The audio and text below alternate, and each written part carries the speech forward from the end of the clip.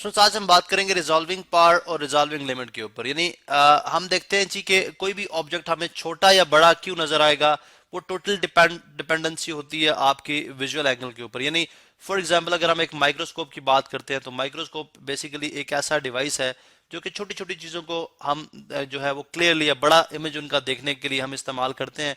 और इसी तरह जो एक आपके पास टेलीस्कोप है, टेलीस्कोप का बेसिक पर्पस क्या है कि आप जो है वो जो दूर की चीजें उनको देखते हैं। ठीक है, अब हम यहाँ पे एक बात जो है बड़ी इंपॉर्टेंट है कि क्या जो आपका विजुअल एंगल है, जैसे अगर हम देखें ये हमारे पास एक ऑब्जेक्ट पड़ा हुआ था, ठीक है, जिसका अब आपकी आंख पे जो एंगल बन रहा है वो लेट्स सपोज एंगल थीटा है। अब कोई भी ऐसा ऑप्टिकल डिवाइस जैसे माइक्रोस्कोप है या आपका टेलीस्कोप है जो आपके इस आपकी आई साइड पे इस विजुअल एंगल को बढ़ा के लेट्स सपोज समवॉट यहाँ पे ले जाएगा, ठीक है, तो वो क्या करेगा, आपको ऑब्जेक्ट जो है वो बड़ा नजर आना शुरू हो जाएगा। इसका मतलब है कोई भी ऑब्जेक्ट अगर आपको को बड़ा या छोटा नजर आता है तो विजुअल एंगल पे डिपेंड करता है।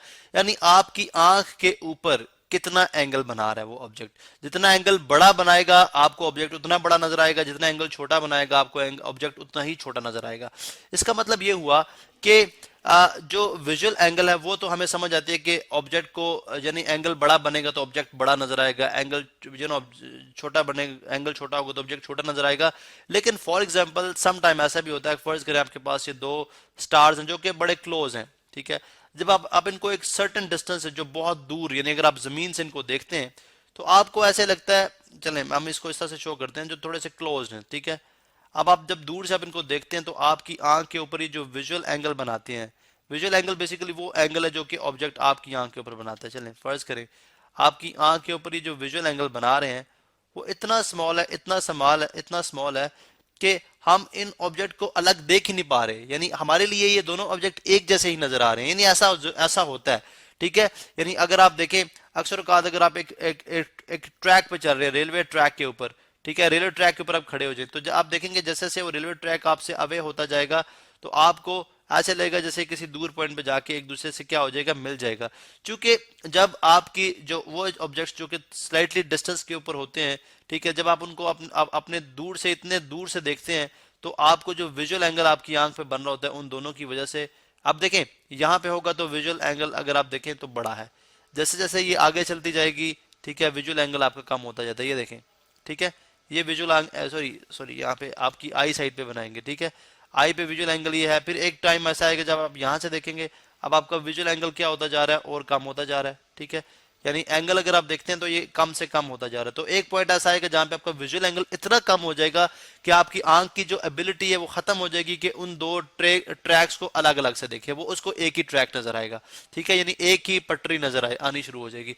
अब ये जो एबिलिटी है किसी भी डिवाइस की, किसी भी डिवाइस की, यानी ऑप्टिकल डिवाइस की, माइक्रोस्कोप की या टेलीस्कोप की, कि वो दो अलग अलग चीजों को जो कि आपस में जो है नजदीक ही किधर लाइक करती हैं उनको अलग अलग दिखाए, ये कहलाती है रिजॉल्विंग पार्ट। यानी अब किसी डिवाइस की ये एबिलिटी के जो यानी जो कि ऑब्जेक्ट की क्लोजनेस को हमें बिल्कुल क्लियरली बता दे कि ये ऑब्जेक्ट कितने क्लोज हैं आपस में और ये दो डिफरेंट ऑब्जेक्ट हैं, ये जो एबिलिटी है किसी भी डिवाइस की, this is called resolving power. And what is resolving limit, वो डिस्टेंस जो कि उन दो ऑब्जेक्ट्स के दरमियान मौजूद होता है, ठीक है, वो बेसिकली कहलाती है रिजॉल्विंग लिमिट, जिसके ऊपर आप उन दो ऑब्जेक्ट्स को अलग अलग या सेपरेट ऑब्जेक्ट के तौर पे देख सकते हैं, ठीक है।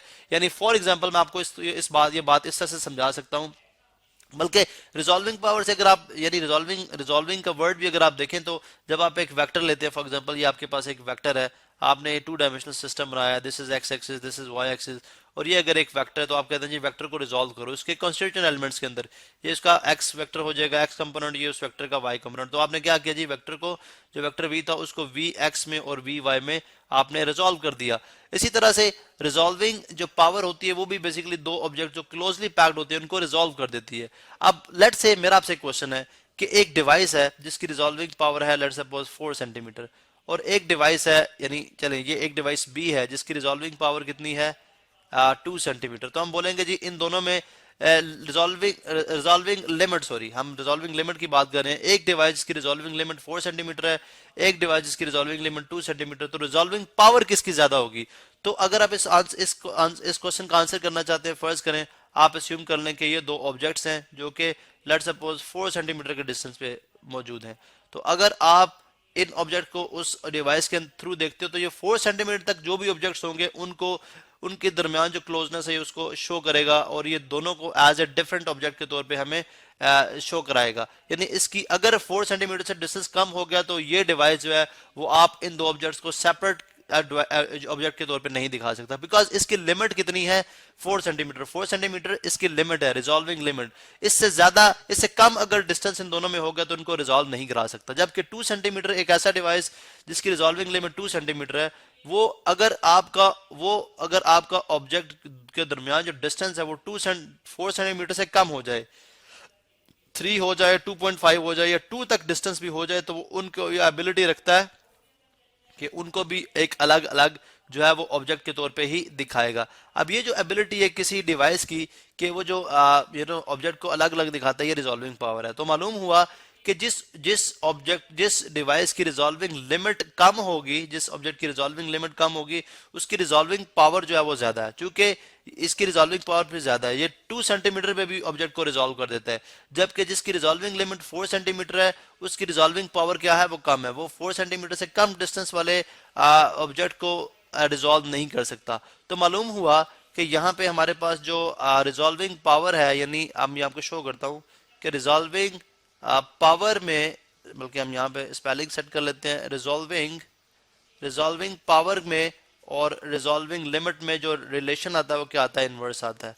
इनवर्स रिलेशन आप समझ रहे हैं कि क्यों आता है, बिकॉज रिजॉल्विंग लिमिट कम करने से रिजॉल्विंग पावर बढ़ जाती है और रिजॉल्विंग लिमिट को ज्यादा करने से रिजॉल्विंग पावर क्या है, वो कम हो जाती है। तो ये रिजॉल्विंग लिमिट का इससे इनवर्स रिलेशन है। फॉर एग्जाम्पल हम एक रियल टाइम में, एक जैसे आपने माइक्रोस्कोप को स्टडी किया था, माइक्रोस्कोप जो कि छोटे छोटे ऑब्जेक्ट को स्टडी करने के लिए हम यूज करते हैं। फॉर एग्जाम्पल इसके जो रिजॉल्विंग लिमिट है, R for resolving and L for limit, वो कितनी है, lambda over 2 mu sine theta. Lambda over 2 mu sine theta. फर्ज करें ये आपके पास माइक्रोस्कोप है और ये दो ऑब्जेक्ट थे जो कि बड़े क्लोजली एक दूसरे के पास पड़े हुए हैं, ठीक है। अब जो उनके दरमियान डिस्टेंस है, ये लेट्स सपोज को हम डी कह लेते हैं।